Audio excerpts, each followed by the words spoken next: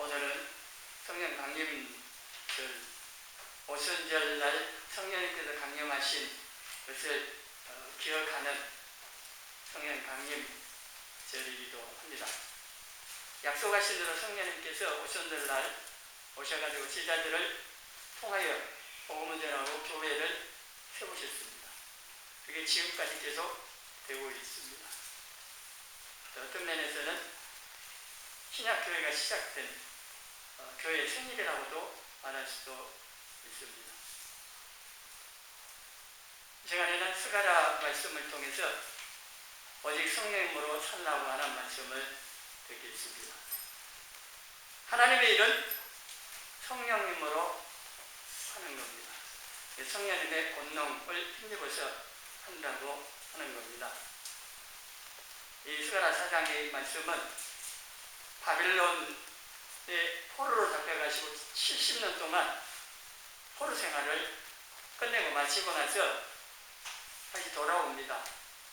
예루살렘 성전에 와서 다시 세우는 건축하는 재건을 해야 되는데 이게 힘으로 되지 아니하며 능력으로 되지 않고 오직 하나님의 영 성령님으로 된다고 말씀을 하십니다. 하나님의 일은 세상의 힘, 사람의 지혜와 능력, 경험 이런 것으로 할 수 있는 게 아니라는 겁니다. 하나님의 영이신 성령님으로만 된다고 하는 겁니다. 세상 일은 세상의 힘과 사람의 지혜나 방법이나 또 힘이나 경험 이런 것들로 할 수 있을지 몰라도 하나님의 일은 안 된다고 하는 겁니다. 하나님의 일은 하나님의 능력, 성령님의 능력으로만 되는 겁니다. 그러니까 교회 안에서 일을 한다고 하는데 세상에 했던 그 힘과 방법을 가지고 똑같이 하려고 하는 사람들이 있습니다. 그런 사람이 많을수록 교회는 어렵습니다. 세상에서 그렇게 했는지 몰라도 교회 안에 들어가서 하나님이 일할 때 다른 성도들과 함께 교회를 섬기고 하나님 일할 때는 세상에 있던 그 모든 것들을 내려놓고 교회 와서 이제 하나님 주시는 것으로 해야 되는 겁니다. 근데 세상에서 자기의 지식과 지혜와 경험, 사회적인 지위, 그런 능력, 모든 것들을 내려놓지 않고 교회에 와서 그걸 가지고 와서 하려고 하는 사람들 때문에 교회가 하나님 일하는데 장애가 되는 어려움 나가는 일들이 많이 발생을 합니다. 우리의 신앙생활도 우리의 지혜, 경험, 능력, 방금 이런 우리의 힘으로 하는 것이 아니라고 하는 겁니다. 성령님의 권능을 힘입어야만 정상적인 올바른 신앙생활을 할 수가 있습니다. 우리가 지금 믿음으로 하고 믿음을 지키자 그 말씀을 드리는데 이것도 마찬가지입니다. 오직 성령님 도우심을 힘입어야만 믿음으로 살 수 있고 믿음을 지킬 수가 있습니다. 내 열심으로 그것만 되지 않습니다. 베드로가 3번 부인했습니다. 물론 기도를 하지도 않아요. 그래서 그저 기도 한다고 말할 수 있습니다. 근데 베드로는 자기 열심과 자기 어떤 열정, 자기 확신, 그래서 아주 큰 소리 치면서 장담하면서 주님 자기가 죽었더라도 주님 비관하고 따라간다고 했지만은 죽음 앞에서 3번 부인하는 이런 베드로가요, 오순절 성령 강림 이후 성령님 받고 나서 완전히 바뀝니다. 유대인들 앞에서 부인했던 그 베드로가 그 유대인들 앞에서 너희가 죽인 예수께서 그리스도다, 하나님의 약속하셨던 그 메시아다, 이 복음을 전합니다. 그래서 말씀을 전하고 하루에 3,000명, 5,000명 회개시킵니다. 이게 성령님의 능력을 힘입어서 바뀌어서 이렇게 가능했다고 하는 겁니다. 우리의 신앙생활을 내 힘으로 하는 것과 성령님으로 하는 것의 차이를 설명을 예를 들어서 하자면요, 급경사 언덕길을 자전거로 올라가는 거하고 자동차로 올라가는 거하고 차이라고 할 수가 있습니다. 그 이상의 차이인데 우리가 이렇게 일상생활에서 있는 일 비유로 해서 설명드리면 그렇다는 겁니다. 이건 설명드린 적이 있는 것이고요. 원래 암만한 언덕길은요, 성능 좋은 자전거로 힘이 좀 있는 사람은 올라갈 수 있습니다. 요즘 자전거도 좋은 게 많이 나왔거든요. 산악 자전거뿐만 아니라 좋은 자전거 나와서 종종 이 여차도 자기 타고 다니는 날 보잖아요. 가능합니다. 웬만한 언덕길 같은 거. 그냥 급경사 언덕길은 내 힘으로 자전거 페달 밟아가지고 올라가는 거 어렵습니다. 그러나 자동차, 그것도 사륜 구동 그 군용차들 같이 자동차로는 가능합니다. 그리고 급경사 언덕길을 올라가려고 내 힘 다 할 필요도 없습니다. 그냥 차 안에 앉아만 있으면 됩니다. 우리 신앙생활이 내 힘으로 하는 게 아니고 예수님 안에 거하여 성령님께서 행하시는 것에 순종하며 따라가면 된다고 하는 거죠. 예수가 힘들다 그럴 리가 없다는 얘기입니다. 힘들어서 못하겠다 그 말은 내 힘으로 하고 있기 때문에 그런 말이 나오는 겁니다. 성령님의 능력으로 하면은 그렇지가 않는데 내 힘으로 스스로 신앙생활 하는 것은 자전거로 급경사 언덕길을 올라가는 것 같고 성령님의 권능으로 하는 것은 자동차 안에 앉아서 그냥 올라가는 것과 같다는 그런 차이 이상입니다. 우리 신앙생활을 어떻게 해야 되느냐? 정답은 나와 있는 거죠. 그럼에도 불구하고 물론 이것을 모르는 사람들은 또 있습니다만은 이거를 그저 알았다 해도 신앙생활을 함에 있어서 여전히 자신의 힘으로 지혜와 방법과 경험으로 하려고 하는 사람이 여전히 있습니다. 그러니까 신앙생활이 어렵다, 힘들다 뭐 이런 말이 나오는 거죠. 하나님의 일과 우리의 신앙생활은요, 우리 스스로의 힘으로 열심히 하는 것이 아니라 성령의 권능을 힘입어서 하나님의 방법으로 하나님의 목적을 이루는 것이라고 말할 수가 있습니다. 이것을 하나님 중심적인 신앙생활이라고도 합니다. 많은 성도들이 자기중심적인 신앙생활을 합니다. 타락한 모든 인간은 자기중심적입니다. 저도 그렇고 여러분도 그렇고 다 자기중심입니다. 자기 안에 다 변호사가 있어갖고 잘못 지적하면 변호합니다. 자기 잘못을 인정하고 잘못했다고 회개한다고 이게 쉽지 않습니다. 다 자기중심입니다. 저도 그렇고 여러분도 다 타락한 인간으로서 벗어나야 되는데 이것도 우리 힘으로 안 됩니다. 다 자기중심적인 그리고 신앙생활도 자기중심으로 해버립니다. 자기가 주인이고 자기가 주님이고 자기가 하나님입니다. 하나님 중심으로 바뀌어야 돼요. 원래 하나님 중심적으로 살도록 아담은 창조하신 겁니다. 아담 중심이 아니고 하나님 중심입니다. 하나님의 능력을 가지고 하나님 방법으로 하나님의 목적을 이루어야 되는데 우리는 자신의 목적을 이루기 위하여서 열심히 기도하고 때를 써가지고 하나님의 능력 끌어다가 자기 방법도 이룹니다. 하나님께서는 신앙생활 한 지 얼마 안 됐을 때 어린 상태에 있을 때는 그런 기도를 들어주시기도 합니다. 하나님 살아계심을 깨달아 알 수 있도록 하기 위해서 기도하면 응답하시고 자기 중심으로 잘못된 욕심을 구하는 그런 부분들도 더 좋게 응답을 하시기도 합니다. 근데 신앙생활 좀 지나서 이제 자라야 할 성장해야 할 그 시간이 되면은요, 기도했던 게 안 들어집니다. 잘못 구하는 게 안 들어주십니다. 말씀의 지성을 따라서 구해야 응답해 주시. 처음 시작할 때는 그러한 잘못 혹 구해도 들어주시는, 자기 정신적인 먹고 사는 부분이 있어도 하나님 해주시지만은 계속 그렇게 안 하신다는 거죠.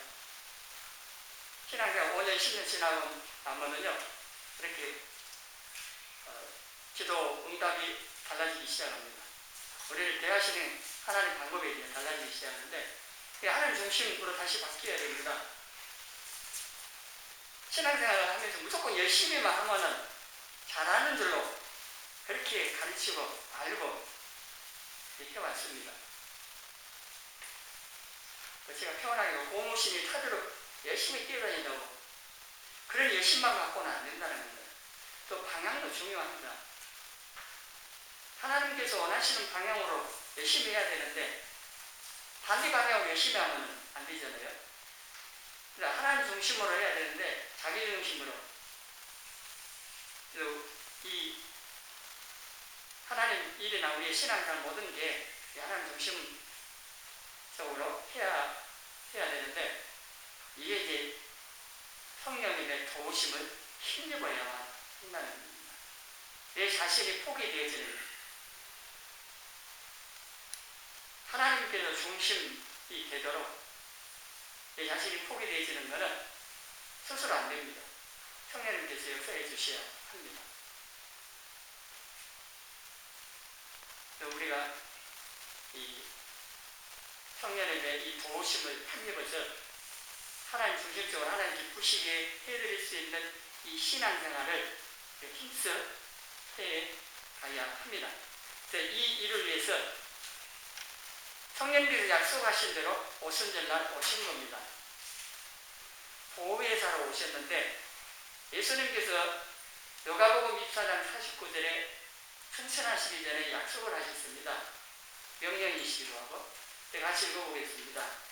어찌하자 내가 내 아버지께서 약속하신 것을 너희에게 보내리니 너희는 위로부터 능력으로 입혀질 때까지 이 성에 머물라 하시니라. 아버지 하나님께서 약속하신 것, 또 다른 보혜자 성령님이시고, 이 성령님의 능력을 입어야만 주님의 증인으로서의 삶을 살기 때문에 있게 하신 거고, 그래서 사도행전에 보면은 이 말씀이 1장에 다시 나왔다가 2장 1절부터 오순절날이 되어있습니다. 제자들이 예수님 승천하신 후에 일주일이나 10일 정도 모여서 마가다라 요한의 다락방에 모여가지고 120명 정도 되는 제자들과 또 마리아 예수님 육신의 동생 그리고 사도들 한 120명 정도 모여서 이 예수님의 약속을 붙들고 기도하고, 또 그곳에 성령님께서 임하셨습니다. 이 성령님께서 오셨는데, 예수님께서 요한복음 14장 16절에 내가 아버지께 구하겠으니 그가 또 다른 보혜사를 너희에게 주사 영원토록 너희와 함께 있게 하리니 있습니다. 또 다른 보혜사라고 말씀을 하는데, 예수님 자신이 보혜사이십니다. 그리고 또 다른 보혜사는 성령님이신데, 보혜사는 말은 변호사 또는 돕는 자, 또 중재자, 위로자 이런 의미를 담고 있습니다. 돕기에서 부름을 받은 존재를 말하는데, 또 다른 보혜사 보내주신다고 하는 이 또 다른 보혜사는 성령님이신데, 이 성령님은 성령 하나님이라고도 합니다. 성부 하나님 있고 성자 하나님 있고 성령 하나님 계시는데, 이 삼위 하나님의 삼위하시는 분이 성령님이시고, 인격적이신 인격체라고 하는 사실을 알아야 됩니다. 그러니까 이 성령님께서는 또 다른 보혜사로서 예수님께서 하나님의 영으로 오셨다. 그렇게 또 말을 할 수가 있습니다. 육신을 입고 계실 때는 시공간의 제한을 받기 때문에 예수님께서 모든 성도들과 함께 할 수가 없습니다. 제한을 받습니다. 그런데 영으로 오시면은 시공간에 제한을 받지 않기 때문에 이 세상에 있는 모든 성도들과 동시에 함께 하실 수가 있습니다. 그래서 이 성령으로 오셔서 우리를 계속 도우신다는 겁니다. 눈에는 안 보입니다. 영이시기 때문에. 이 성령님을 바람에 비유하기도 합니다. 요한복음 3장에 예수님께서 비유도 하셨는데 바람이 임의로 붑니다. 근데 바람이 눈에 안 보이는 게 없다고 하지 않습니다. 알 수 있는 것은 바람이 지나간 후에 나무 잎이 흔들리면 바람이 지나갔구나 하는 것을 압니다. 우리 육신의 눈으로 보이지 않는다고 없는 것이 아닙니다. 영적인 것은 다 눈에 보이지 않아도 다 존재합니다. 우리가 세상에 보고 있는 모든 것들은 하늘의 실체의 그림자일 뿐입니다. 예수님께서 하나님의 영, 성령님으로 우리에게 오셔서 지금도 계속해서 우리를 돕고 계시는 겁니다. 그 예수님께서 성령으로 여러분의 안에 와 계신 겁니다. 눈으로는 안 보입니다. 육신적 어떤 감각으로 느낄 수 있는 그런 건 아닐 수 있습니다. 영적인 것이기 때문에. 그러나 성령님께서 보혜사로서 우리를 도우신이 오셨는데 그 돕는 내용들이 성경에 여러 곳에 나옵니다. 요한복음 14장 26절 다시 읽어봅니다. 보혜사 곧 아버지께서 내 이름으로 보내실 성령 그가 너희에게 모든 것을 가르치고 내가 너희에게 말한 모든 것을 생각나게 하리라. 여기 보혜사가 성령이라고 밝혀놨고 이 성령이 오셔가지고 우리를 어떻게 도우시느냐 모든 것을 가르치고 그리고 예수님께서 말한 그런데 하나님 말씀을 생각나게 하심으로 도우십니다. 그렇기 때문에 이 성령 도우심 없이는 성경 말씀을 깨달을 수가 없고 말씀대로 할 수가 없습니다. 말씀대로 살지 못하면 바르게 신앙생활 못합니다. 믿음 지킬 수가 없습니다. 성령께서 말씀을 통해서 지금도 일하고 계십니다. 내 안에 말씀이 없으면 성령님의 역사하심이 그만큼 적다고도 표현할 수가 있습니다. 여러 가지 영적인 현상들이 있습니다. 근데 그 모든 것보다도 중요한 것이 성령께서 말씀을 떠나서 역사하시지 않기 때문에 이 하나님 말씀, 성경에 기록되어진 하나님 말씀 벗어나면 안 된다는 거고 그래서 이 하나님 말씀이 가장 중요하다 하는 겁니다.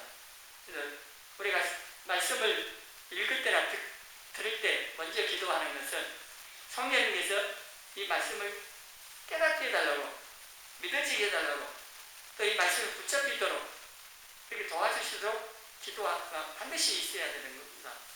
이 시간 말씀 들으면서도 성령께서 이 말씀들이 내 귀에 들려질 뿐만 아니라 마음에 채워지고 깨달아지고 이 말씀이 생명되고 믿음이 되도록 기도하면서 말씀을 드려야 하는 겁니다. 그냥 몸만 앉아갖고 말씀 들어갖고 될 일이 아니라는 겁니다. 어린아이라고 말씀 못 깨닫냐? 아닙니다. 주님도 기도하면서 말씀 들으면은 성령님께 가르쳐주시면 깨달아지고 한 말씀이라도 마음에 새겨져서 그 말씀이 유담이 성장해 가는 과정에 큰 힘으로 역사합니다. 그래서 자녀들을 말씀으로 양육해야 하는 중요한 이유가 있는 거죠. 세상 온갖 잡다한 악한 것들을 보고 듣고 가르치게 뭘 갖도록 놔두면요 큰일 납니다. 자녀들 다음에 성장해갖고 삶이 어떻게 되었을 건가. 그거는 이제 지금 세상 믿지 않는 사람들 악한 데 사는 모습 보면 딱 변호이 나는 겁니다. 지금 계속 자녀들과 함께 이렇게 예배드리는 이게요, 제가 바라는 바였는데 잘 안 됐대요. 그래서 이제 주일 오후라도 한번 하자고, 한 달에 한 번이라도 하자 그랬는데 코로나가 이렇게 만들어졌습니다. 그냥 함께 오전에도 오후에도 그냥 자녀들이 함께 예배드리는 이게 굉장히 중요하고 좋은 겁니다. 유대인들은 그렇잖아요. 3대를 한 집에 살면서 신앙적으로 철저히 합니다. 그러니까 수천 년이 지나고 전 세계에 흩어져 살아도 유대인들 모아놓으면 똑같습니다. 모든 게 똑같습니다. 가정들이 그렇게 중요하다는 보여주긴 하는데, 어쨌든 간에 우리 자녀들과 함께 이게 예배 드리는데, 어린 자녀들 자신도 그렇고 기도할 뿐만 아니라 부모들도 기도를 해주셔서 자녀들의 말씀을 들으면서 깨닫고 마음에 새겨지고, 그래서 이 말씀 마음에 많이 채워서 성령님께서 마음껏 역사하시도록 이게 정말 필요하고, 이게 자녀들 위해서 우리가 해줄 수 있는 참 좋은 유산이기도 합니다. 그리고 요한복음 16장 13절에 성령님께서 오셔서, 성령도 진리의 성령이라고 또 표현하는데, 우리를 모든 진리 가운데로 인도를 하십니다. 그리고 장래일을 알려주십니다. 이 장래일 가운데요, 점쟁이식으로 아닙니다. 뭐 계시 받아갖고, 직통 계시 받아갖고 뭐 누구하고 결혼해라 무슨 뭐, 이 장래일 물론 그런 것도 다 포함될 수도 있지만은, 이 우리가 뭐든지 구할 때, 구할 때 다 받는다는 것도 다 조건이 있고, 이 장래일도 알리신다고 할 때도 이 사실은 다른 말씀들에 의한 조건들이 있습니다. 근데 이 장래일 가운데요, 우리나 우리 자녀의 장래일도 물론 있지만은 중요하게 장래일 가운데 하나가 예수님 재림입니다. 우리는 재림하실 예수님 바라보면서 기다리면서 사는 성도들이기 때문에 예수님의 재림 준비를 해야 되는데, 뭘 알아야죠. 언제 오실지 아무도 모르지만 성령님께서 아십니다. 하나님만 아신다겠는데 그 하나님 모든 것을 성령님께서 아신대요. 물론 같은 하나님이시기도 있지만은, 그래서 그 성령님께서 장래일 가운데 예수님의 재림에 대해서도 아시기 때문에 우리가 성령님께 순종 잘해서 잘 인도함 받아 신앙생활 하고 있으면요, 알려주신다는 겁니다. 예수님 재림이 어느 시기에 왔는지, 또 어떻게 준비하고 살아야 되는지, 문제는 우리가 이 성령님께 너무 무관심하고 순종도 안 하고 안 따라가기 때문에 몰라요.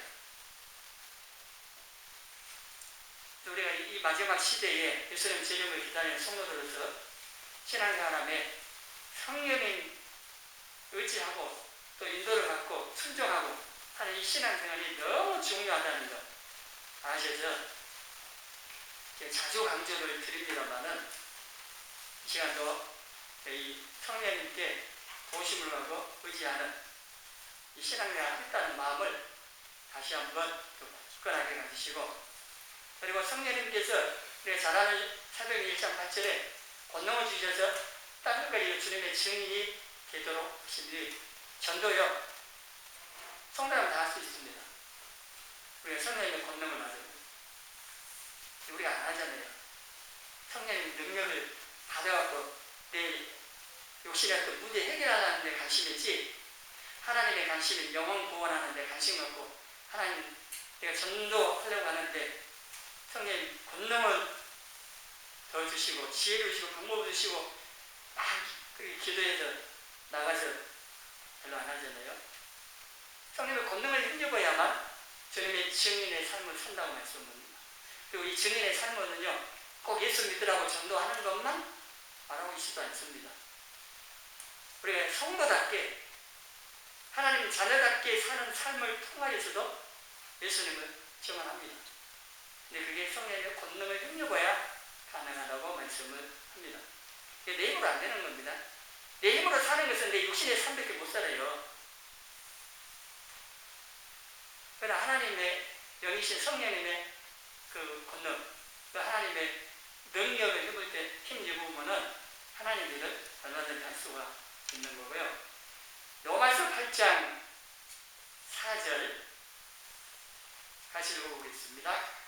육신을 따르지 않고 그 영을 따라 행하는 우리에게 율법의 요구가 이루어지게 하려 하심이니라. 내 육신의 힘으로 율법을 지키려고 하면 불가능합니다. 율법을 지키려고 힘 스스로 율법을 범합니다. 이 실제 우리 연약함인데, 그러나 우리 육신의 힘, 내 육신을 따르지 않고 내 영이 성령을 이끌리고 성령을 따라서 행하면 율법의 모든 요구가 이루어지도록 도우신다는 겁니다. 율법을 온전히 지키려면요, 내 힘이 아니라 성령의 권능이에요. 성령의 능력을 힘입어야 된다고 하는 겁니다. 그리고 성령님께서 로마서 8장 15절에 양자의 영을 받으셨는데요, 갈라디아서는 아들의 영이라고 있습니다. 이게 성령이 말하는데, 우리가 성령을 받았기 때문에 하나님을 아빠, 아버지라고 부른다. 이건 기도를 할 수 있다는 거예요. 이 성령님께서 하나님 아버지라고 부르면서 기도할 수 있도록 도우신다는 겁니다. 이거는 또 뒤에 나오는 26절, 예, 이렇게 말씀을 같이 읽어봅니다. 이와 같이 성령도 우리의 연약함을 도우시나니 우리는 마땅히 기도할 바를 알지 못하나 오직 성령이 말할 수 없는 탄식으로 우리를 위하여 친히 간구하시느니라. 아멘.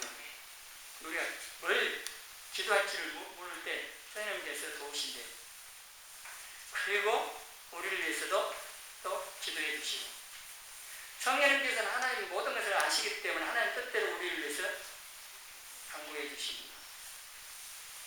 기도할 걸 모르면요, 성령님 뭘 기도할까요? 좀 도와주세요. 그렇게 구해야 됩니다. 기도할 수 있는 거 있으면 기도하시면 되는데, 기도는 해야 되겠는데 어떻게 할 줄 모를 때 도와달라고 구하셔야 돼요. 성령님 도우시기에 오셨기 때문에 도우심을 구하면요, 도우십니다. 그리고 8장 16절에 성령님께서 우리가 하나님의 자녀인 것을 증언해 주십니다. 내적 증거라고 그러는데, 성령님께서 우리 안에 거하시고 우리 영으로 더불어서 너는 하나님의 자녀라 이라고 확신을 갖게 해주십니다. 사람들이 특별히 구원 받아보면 이 구원 언제 받았냐 시간까지 물으면서 막 뭐라 하든지 말든지요, 성령님께서 하나님의 말씀을 통하여 내가 하나님의 자녀로 거듭 태어난 사실에 대하여 증언하시고 확신을 주신다는 겁니다. 우리가 언제 태어난 시간 몰라요. 부모님이 네 생일이 언제야? 가르쳐 주니까 알지. 어떤 날 태어나면서 오늘 나 태어나는데 오늘 너는 며칠이네? 그거 알고 기억하고 1년 후에 엄마 나 내 생일이라고 하는 애 있습니까? 없어요. 영적으로 거듭 태어나는 것도 물론 어떤 사람은 거듭 태어날 때 그 날을 기억하는 경우도 있습니다. 그 확신을 갖는 경우도 있지만은 많은 경우에는 그렇지 못합니다. 부모가 그걸 이용해가지고 미혹을 하는데, 그렇게 이런 말을 하면 되는 겁니다. 너희 태어날 때 시간 아냐고. 거듭 태어날다고 시간 물어보니까 반대로 너 태어날 때 그 시간 아냐고 물어보십시오. 알 리가 없대요. 안다고 하면 뭘 안다는 거예요. 부모님이 가르쳐 줬으니까 알지요. 마찬가지입니다. 우리가 영적으로 태어난 것 어떻게 알아요? 나는 시간 모를 수 있지만 성령님께서 부모님이 생일을 가르쳐 주듯이 성령님께서 우리가 거듭 태어났다는 것을 가르쳐 주신다는 겁니다. 확신을 할 수가 있습니다. 성령님께서 이 일도 하시는 도와주신다고 하는 겁니다. 그리고 성령님께서 고린도전서 12장에 나와 있는 은사를 주신 여기는 성령님께서 나타나심으로 표현해놨습니다. 그래서 8절부터 은사들이 쭉 나오는데 성령의 나타나심이 은사로 나타납니다. 외적으로. 내적으로는 열매로 나타나는데, 성령님께서 이렇게 은사로 우리에게 나타나게 하시면 유익하게 하는, 방 같은 경우는 개인 기도 생활에 유익을 얻게 하고, 나머지 은사들은 섬김을 통해서 그 은사를 가지고 성도들을 섬기고 교회를 세워가는데 유익하도록 사용을 하게 하시는 겁니다. 은사가 꼭 필요합니다. 신앙생활 하는데. 은사 꼭 필요하다니까 뭐 방언이야 그 은사만 말하는 게 아니고요. 우리가 하나님 섬기고 교회를 세움에 있어서 필요한 도구로서 성령님께서 주시는 선물이 은사이기 때문에 다 있는 겁니다. 아무 도구도 없는데 하나님께 일하라고 하시진 않기 때문에 도구를 주고 일을 하게 하십니다. 군대처럼 주도 않고 무조건 하라고 하는 그거 아니라는 겁니다. 하나님께서 하나님의 일을 할 수 있도록 우리에게 도구, 능력 다 주셔요. 계문서 1장 11절에도 나를 능하게 하시는 주님께서 나를 충성되게 해서 직분을 맡기셨대요. 교회에서 여러분에게 무슨 직분을 맡기셨든지 그걸 할 수 있도록 능하게 하십니다. 은사를 주신다는 겁니다. 우리가 모르고 있을 뿐이지.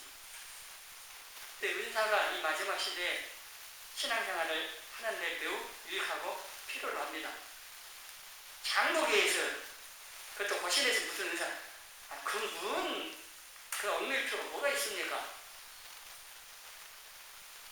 은사를 체험해보고 나서 얘기를 하자고 합시다. 성령님께서 지금도 나타나시고 일을 하신다는데 그거 다 제한해버리고 그럼 무엇으로 신앙생활 하겠습니까? 갈라디아서 5장 16절에는요 우리가 성령님께 순종하여 따라가면은 육체의 욕심을 이루지 않습니다. 육체의 열매 맺지 않고 죄짓지 않고 성령님의 열매를 맺을 수 있도록 도우십니다. 신약에 몇 가지 나와 있는 이 구절들을 통하여 성령님께서 우리를 돕기 위해서 하시는 일들을 살펴봤는데요. 이것 말고도 우리 신앙생활 전반에 걸쳐서 성령이 도우십니다. 그래서 우리는 이 성령님을 의지하고 도우심으로 순종을 해야 돼요. 그러기 위해서는요, 성령이 어떤 분이시지 않아야 되고, 그 성령님을 인정해드리고, 환영하고, 사모하고 구해야 됩니다. 구하지 않으면 안 되는 겁니다. 성령님께서 인격체이시고 삼위 하나님이라고 했는데, 우리는 은사나 능력이나 이런 정도로 생각해 봅니다. 인격체이신 하나님으로 생각 안 합니다. 하나님, 예수님 하면서도 성령입니다. 뭐 성령과 맞먹으려고 하는 것처럼은 아니겠지만 인격체이신 하나님으로 별로 이런 의식이 없기 때문에 호칭 자체도 그렇게 사용을 하는 경우가 있다는 겁니다. 성령님께서는 성령 하나님이세요. 인격체이세요. 성령님께서는 자기의 뜻대로 이 은사를 나눠주신다고 했고, 또 우리가 죄를 짓잖아요. 성령님께 불순종하고 죄를 짓고 그러면은 에베소서 4장 30절에는 근심하게 성령이 근심하신다는 거예요. 우리가 하나님 말씀 불순종하고 성령님께 불순종하고 죄 짓고 그러면은 우리 안에 있는 성령님께서 탄식하고 근심하십니다. 계속해서 불순종하고 거역하면은요 어떤 일이 벌어지느냐. 데살로니가서 5장 19절 성령은 소멸합니다. 성령의 역사하심이 소멸되는 일이 벌어집니다.